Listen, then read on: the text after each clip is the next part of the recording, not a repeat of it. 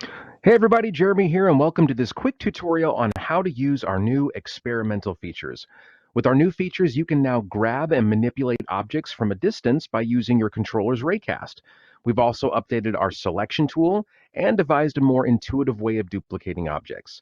Now, the main difference between the old system and the new system is that all selection options are done solely with the trigger buttons, and the grip buttons, these right here, are exclusively used for navigation. So let's go ahead and dive into some of the new features. To activate the experimental features, press the Shapes button on your non-dominant hand, and then choose the selection tool from the menu, and now turn on experimental input. Now, before we go over anything else, I want to talk about the trigger button on your non-dominant hand.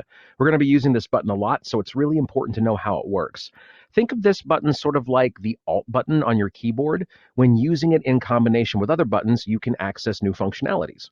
All right, so let's start off by talking about how to pick up and move objects. To pick up an object, simply point your laser pointer at the desired object, hold down on your trigger button, and now you can move the object around in your space. To move the object closer to you or further away from you, just move your thumbstick forward or backwards. It's that easy. Now, another way to pick up objects is by using the sphere selection tool.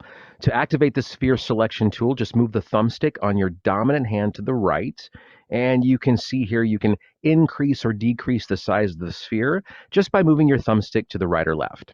Any object that intersects the sphere, I can pick up and move. So this is great for grabbing multiple objects at the same time.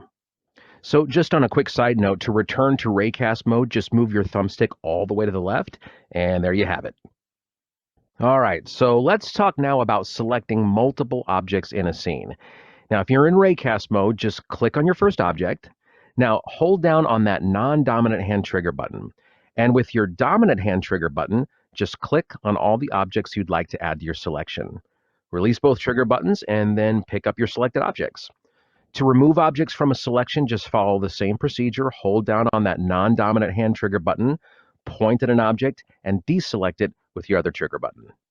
Now, you can also select multiple objects with the sphere selection tool.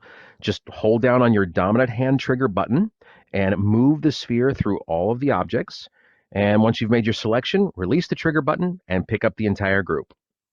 Now, sometimes you select objects you didn't mean to, to remove objects from a selection when you're in sphere selection mode, once again, hold down on that non-dominant hand trigger button, and as you can see here, the sphere selection tool turns orange. Next, hold down on your dominant hand trigger button and move your sphere through all the objects you want to deselect. Release both trigger buttons and then pick up your new selection. So just a note, when using this method, you're actually inverting your selections. So selected objects become deselected and deselected objects become selected. So we've also made some updates to our Gizmo tool. Instead of multiple Gizmo modes, we now have one single Gizmo that covers all the bases. So to activate the Gizmo, navigate back to the Selection Tool tab on your menu and turn Gizmo on. The gizmo will appear on any object or group of objects that you have selected, either with the Raycast or the Sphere Selection tool.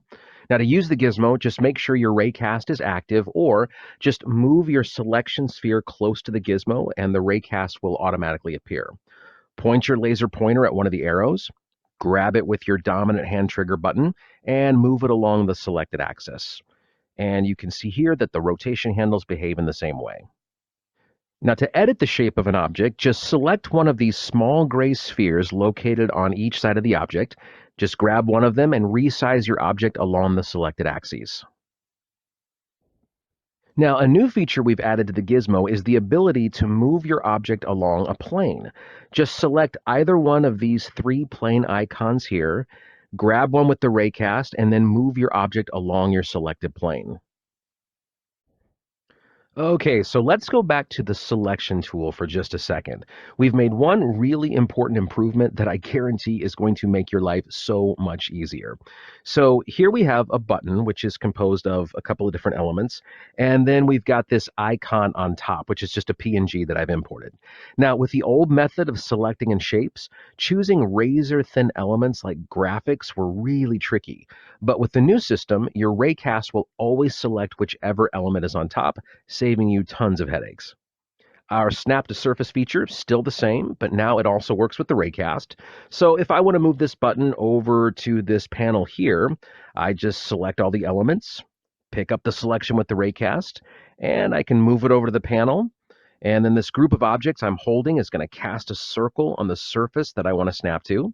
And when I see that circle, I just press the B button on my controller, just like in the old system, and my object snaps to the surface. And then by using the gizmo, I can move the button along my chosen axes. And as you can see here, the Raycast is a huge gain for designers who are working in mixed reality. And lastly, let's talk about duplicating objects. So once again, we're going to use that non-dominant hand trigger button. Duplicating, super easy. When holding an object, either with the Raycast or the sphere selection tool, just press that trigger button and voila, your object is duplicated. Now, unlike the old system, you can now duplicate objects without picking them up. Just select the desired object with your Raycast, hold your trigger button, and then move the duplicated object wherever you want. This is really helpful when you want to keep that first object in its original position. Now, just a reminder, that duplication button always works when moving objects with the gizmo. So duplicating objects on an axis, a plane, or when rotating an object, super easy. Just press that non-dominant hand trigger button when you're ready to make a copy. All right, that's it. Just a quick overview of our new experimental features. These features are going to play a major role in Shapes 2.0, which is coming really soon. So I encourage you to activate these new features and give them a try. Thanks so much for watching, everybody, and we look forward to seeing what you create. Bye, everyone.